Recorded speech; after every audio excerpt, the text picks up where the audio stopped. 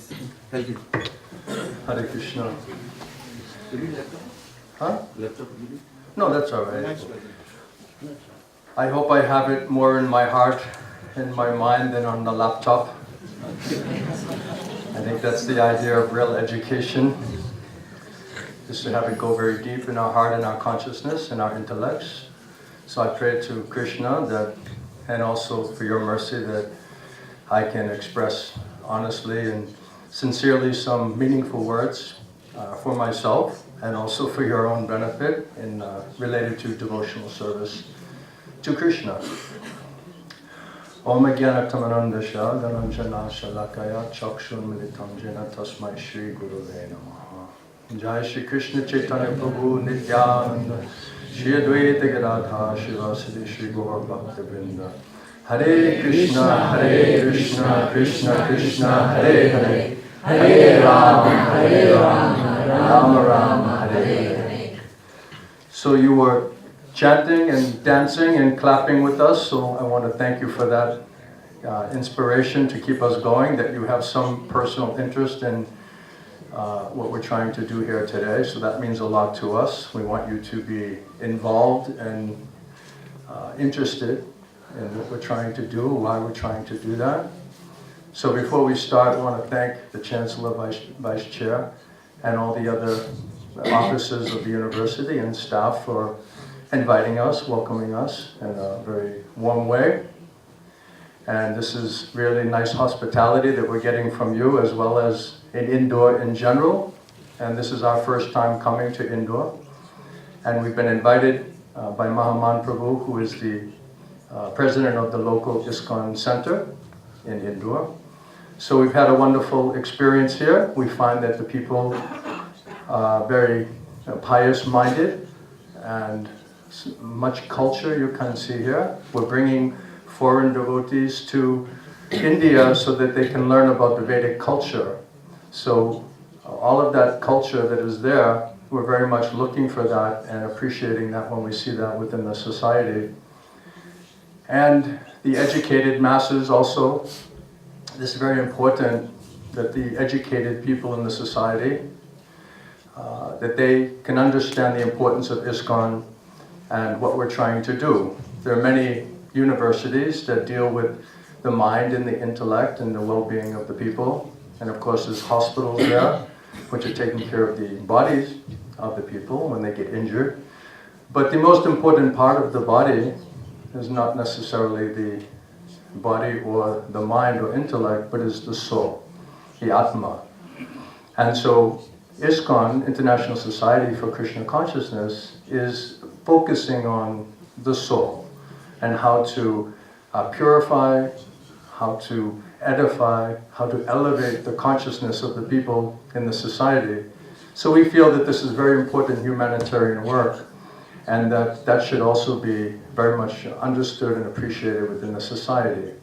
And I think all of you will agree that there's too much neglect on the topic of spirituality, the Atma, the Paramatma in the society. There's so much focus on education and getting a good job and getting a nice salary and trying to raise your family. And all of these things are very important in the society, no doubt about it. But the topic today we're discussing is peace and prosperity. So the real prosperity is if we are actually peaceful. Without peace, there's no happiness. So what does the word prosperity mean? So our emphasis is on developing our spiritual life so that we can be peaceful and we can be happy, and then we can enjoy what the life has to offer to us. We came from the Western world, we came from America. We also had the same types of hopes and dreams and ambitions as all of you, and many of you have here, that we wanted to get a nice education, and we wanted to get a nice job, and we wanted to make a lot of money, money, brighter than the sunshine and sweeter than the honey, and wanted to try to enjoy our life. So on paper, that sounds very good, It's a very nice promise that materialism offers to us. And most of us, we run towards that because we think this will make us peaceful, this will make us happy. But the end result of all of that education and getting nice jobs, nice profession, nice finances, is that we found after all of that there was very little real peace and very little real satisfaction in our life, that something was actually missing inside of us. And we understood that there's nothing really you can do to accumulate any more in terms of materialism, that won't actually solve the inner problem or the lack of peace and happiness, which is based on a deficiency in our spiritual development. And we found that in the society, Western society, that there are so many laws of God that we're not aware of, and if you break laws of God, then naturally you're going to be punished. And so we're getting so much reaction, so much punishment. But it was very confusing because we were asking ourselves, why is this happening to us? Technically, everything should be fine. Nice family, nice education, nice job, nice money. Everything is there. But so much type of reaction was coming, especially in the form of anxiety, uncertainty, so much fear, so much disturbance was there within inside of us.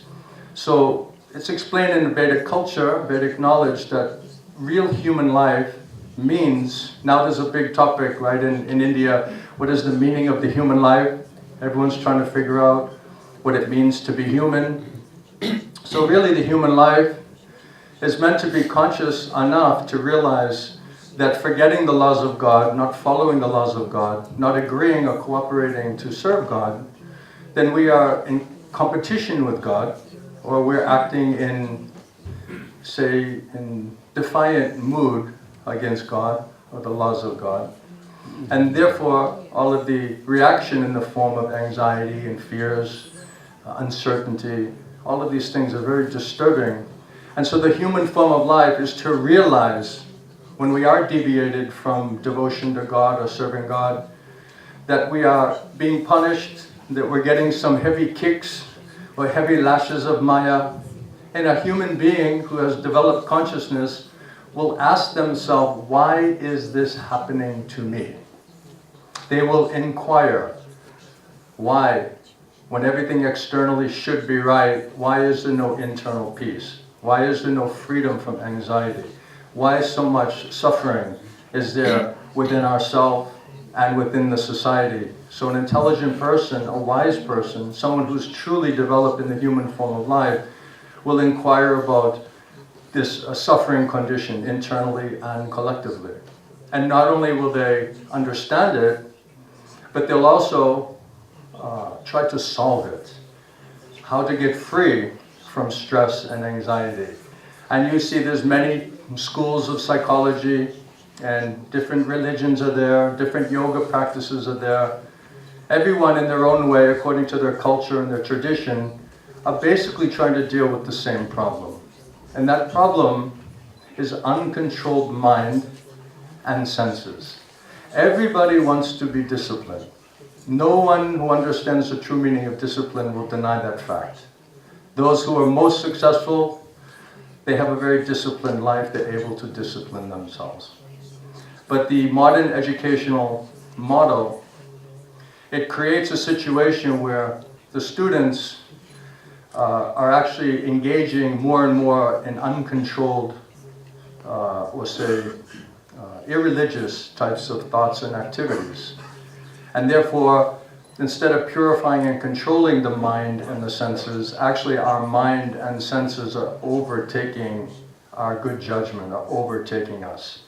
So it's explained that if you own, even you own the three worlds, but if you have uncontrolled mind and senses, you can never be peaceful in this lifetime or the future lifetime. So that the real problem, the source of all of that anxiety, is a lack of true discipline, a lack of true purification and control of our mind and our senses. So the uncontrolled mind and senses are engaging us or forcing us to engage in sinful activities or in breaking the laws of God. Now the difference between India and the Western world is India is supposed to know what are the laws of God. And those teachings are there in the Vedic knowledge from the very beginning of your birth. In the Western world, they're breaking so many, say, religious principles or committing so much sinful activity. But the difference there is that they don't understand that it's sinful activity. So sometimes in India, people will say, well, why? Or people in other places, they ask, why in India is there so much poverty? Why is there so much suffering? Why is there so much difficulty in India? And even amongst yourself, you're asking that question, I'm sure. So if we commit sinful activity knowingly, then that reaction or that punishment is actually more severe. If you commit sinful activity, you break the laws of God, but you're doing it in ignorance, then naturally there's still some punishment that is given to us, but it is minimized. But irregardless, intelligent person can understand by the heavy kicks or the heavy lashes of Maya that something isn't exactly lining up. There's something amiss, and that amiss is that we are not understanding and agreeing and cooperating with the will and the desire of God, of Krishna.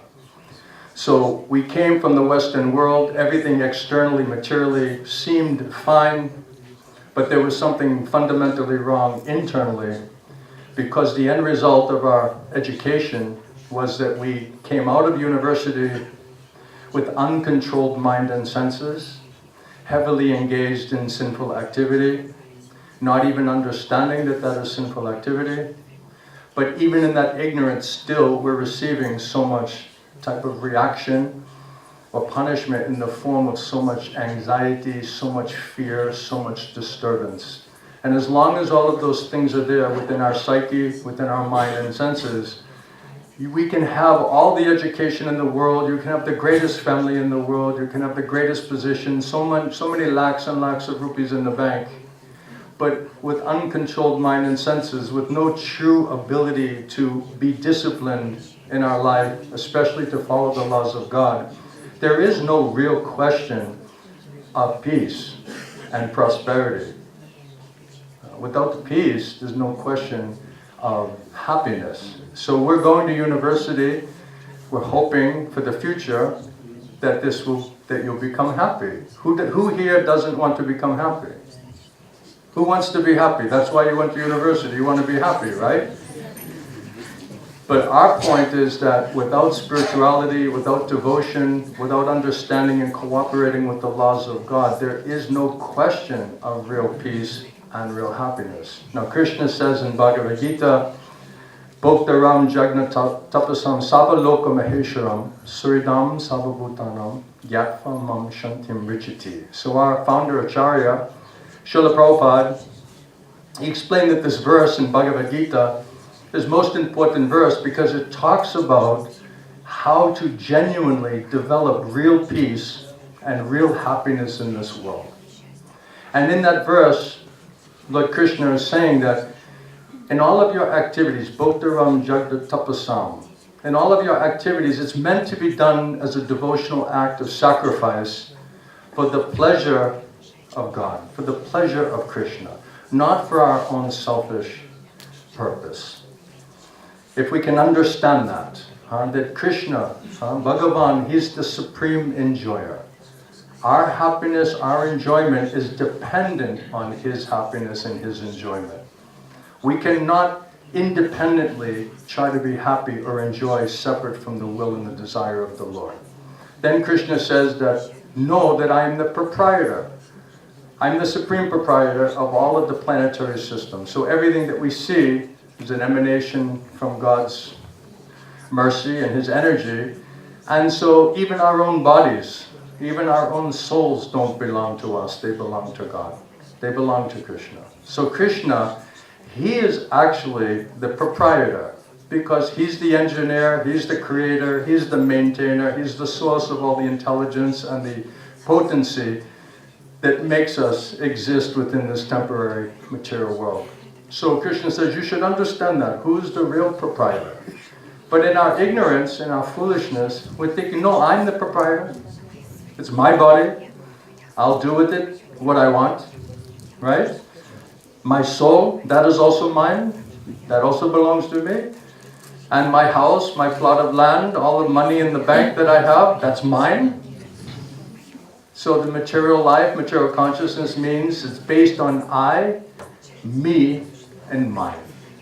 So it's a very selfish type of, narrow type of understanding, and it's a very temporary type of understanding, because when our soul leaves this body, we cannot take any of those things with us. One famous Christian saint, he said that when you leave this world, you come into this world with nothing, and you leave this world with nothing. We didn't come in with a big bank balance. We didn't come in with all of our advanced degrees. You didn't come in with your new BMW and Audi and Mercedes. It just didn't happen. We came in with nothing, and we'll leave with nothing.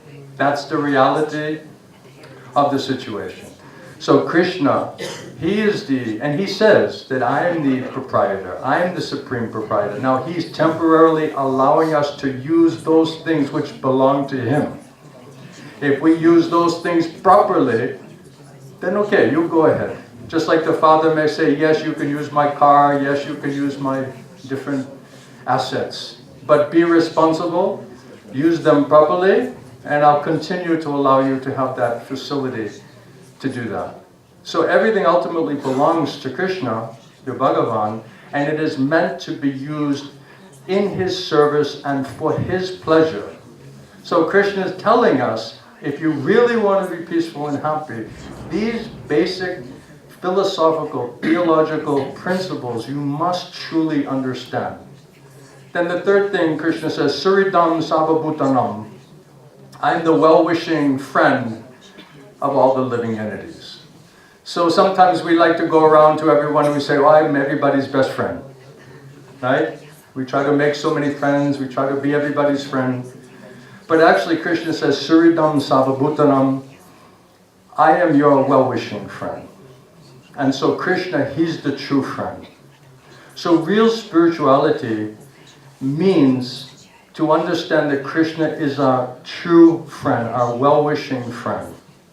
And so real yoga practice means to connect the Atma with the Paramatma, with the soul, the super soul.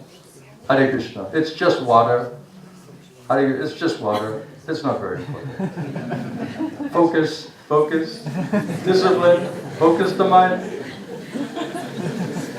You see, just some water, you got distracted, right? Right? We're talking Krishna's instructions from the spiritual world, and our mind just went on some glass of water.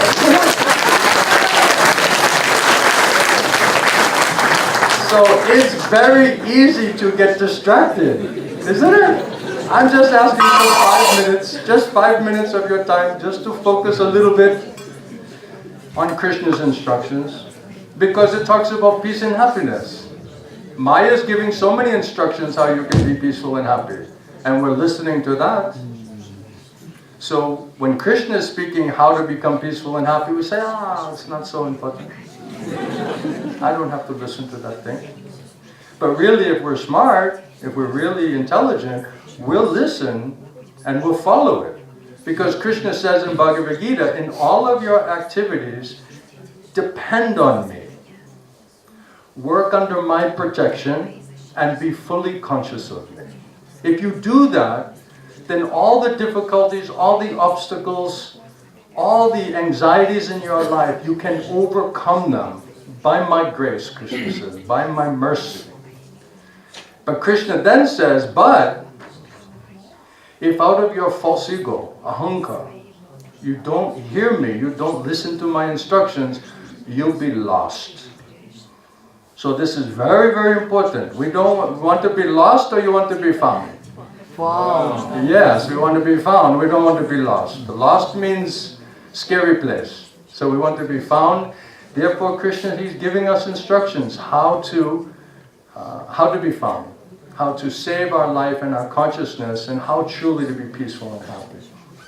So Krishna says, if you can understand these three things, in tattva, in truth, that Krishna is the supreme enjoyer, not us. Sorry to disappoint you. Krishna is the supreme enjoyer. He's the supreme proprietor. We are just meant to use what He's given us in His service, and that He is our ever well-wishing friend. We are searching for friends. We are social beings. Everybody wants to be a friend, and everybody wants to find a friend. But we find the reality of the situation is we're always disappointed. We're always let down by these so-called material relationships. So when we're let down, our hearts are broken again and again and again and again. It's the reality of the situation. Then we'll understand why. I just want a friend. Krishna is saying, I'm your friend. Why you're not making me your friend? So ultimately, all of those things are meant to redirect our consciousness and our intent, intelligence towards Krishna in an act of devotional service. So Krishna says, if you can understand those three things, those three principles, then you can get peace and happiness in your life in this world. It does not matter what is your job. No one's asking that you shave your head and you move in the temple. Don't worry. I know you look beautiful. Your haircut, you spent a lot of money on that. Krishna speaking to Arjuna. Arjuna, he is a household person. He's a military person. Krishna not speaking to Brahmana, a sannyasi. He's speaking to householder military man. But Krishna said to Arjuna, because you're my friend, because you have bhakti, you have devotion towards me, and because you're not envious towards me, then Krishna said to Arjuna, I will tell you everything. I will reveal everything to you, everything of the material world and everything of the spiritual world. Nothing will be left out. So real intelligence means to expand our life, our consciousness, and our intellect beyond just material knowledge. If someone just has material knowledge, even he's the most materially advanced, but if he doesn't have any spiritual knowledge or spiritual wisdom or spiritual principles that he lives by, then we consider that person to be less informed or less intelligent. So real intelligence means, okay, learn what you're learning. See it in relationship to the absolute truth. Try to use that knowledge or that materialism in a service to God. Then there's no problem with that thing. No one is saying give all of those things up. Just use it properly and give pleasure to the Lord and understand that all those things are made by Him and are meant to be used in that devotional activity towards Him. That's the only thing that has to change. And develop knowledge, spiritual knowledge, knowledge of the soul, Atma, knowledge of the Supreme Soul, Paramatma, knowledge about God, and not just knowledge that we are spirit and the Supreme Spirit is there, but that we have an eternal relationship with God. That's Sanatan Dharma. So the real Dharma is bhakti. Is Sanatan Dharma means bhakti. Everyone in India wants to talk about Dharma. But what is the point of the Dharma? Krishna says, by all of the Vedas, Vedaishya Savya Aham Eva Vedya, by all the Vedic knowledge, I am to be known. So to really study and understand Vedic knowledge means to come finally to the lotus feet of Krishna, to come to Bhagavan Shri Krishna and agree to have and act in our eternal position as eternal souls or eternal servants of God. Every living entity is an eternal servant of God, is an eternal servant of Krishna. It has absolutely nothing to do with what body you have. You may have that Indian body or Chinese body, Russian body, American body, Australian body. So many different types of bodies are there. But we are the soul within that body. Krishna says, I am the seed-giving father of all living entities. He doesn't say, I'm the seed-giving father of only Indians. Does he? I didn't read that in the Bhagavad Gita. We're coming from Orissa. We stay in that land of Lord Jagannath. You heard of Jagannath? Yes. Lord Jagannath, Chakadola. So in that place, those local people, Aryas, they think that Lord Jagannath belongs to them. Is anyone from Orissa here? Anybody? Yes? Don't you believe that Jagannath belongs to you? Yes. Yes, definitely. Every one of them. And I said, why do you think? They said, oh, he's one of our family members. Lord Jagannath is our family member. And I said, but Jagannath means the Lord and the friend of all the universes. Jagannatha. So they have an intimate personal relationship with Lord Jagannath. We understand that. We accept that. We don't want to disturb them. But at the same time, all of us are supposed to have a relationship with Jagannath, with the Lord, with Bhagavan Shri Krishna. And so, there's other speakers here. I don't want to take too much time. We can go on and on and on. This is like unlimited ocean. You can start speaking about spiritual life and it can just branch unlimitedly. So for the sake of time and to give respect to Patri Prabhu, who will speak next, I'll cut it a little bit short. But I'm very happy to be in Indore, to get a chance to meet with all of you and to speak with you about the spiritual life. We did not come to India to get the money. We didn't come here for any materialistic purpose. We've been getting a lot of cameras put in our face because people are amazed seeing Chinese and Russian devotees of Lord Krishna, and I can understand why that is a type of sensation for you, especially here in Indore. And I tell all the devotees, please don't get carried away. Don't think you're great people. Of course, devotees of God are all great people, but we want to remain in a humble state of mind and always see ourselves as eternal servants of Krishna and Krishna's devotees. That is our true Dharma, Sanatana Dharma. And so I hope to get a chance to meet with you again and again. Dr. Jain, we met the other night. He was so fond in speaking about Krishna. He was supposed to just meet me for a few minutes, so we spent a couple hours talking about Krishna. So I could understand that he is a devoted man and he has some love and affection towards Krishna. And actually, everyone from India, they have this dormant love and affection towards God. It's not so far away from the surface. For us, coming from Western world, so many coverings are there, so many difficulties are there. It takes some time for us to get purified, to get some heavy kicks from Maya, to go through so many heavy experiences in our life to finally get the point that you should align yourself with God, you should serve Krishna, don't defy him, don't be rebellious. But for the Indians, really just under the surface, there's a lot of devotion there. You have an Indian birth, means you have a great, great opportunity to develop your spiritual life. We spoke with some people, local people. You said, you see, you people are trying to run west, we're trying to run east. So only thing is we're coming to the east, you're trying to go to the west, but eventually you'll turn around and you'll start coming back east. We're sure of that. As soon as you realize what we realized about the reality of just trying to base your life on uncontrolled mind and senses and trying to enjoy material sense gratification through materialism. And so we want you to think about and to try to imbibe a genuine desire to bring spirituality, bring devotion to God, service to God. Make that also one of the main priorities of your life, and then you'll be a balanced and ascended person who will be able to find peace and prosperity with all the external things which may come to you by the grace of God. So thank you very much. Bahu Bahu Dhanyavad.